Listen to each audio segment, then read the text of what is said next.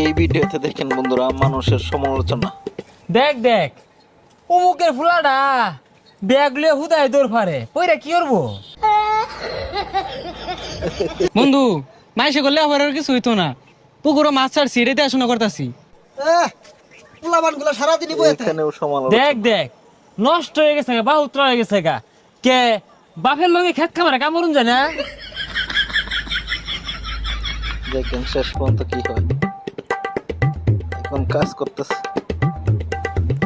এই দেখ দেখ বাপে কতগুলা টাকা পয়সা খরচ রে লেহা পড়া হরাইছে, চাকরি পাই না বালা কথা, এটা ব্যবসা দিয়া দে ওই খেত কামলা সাহায্যে।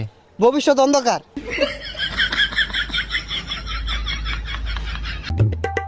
ব্যবসা করতেছে।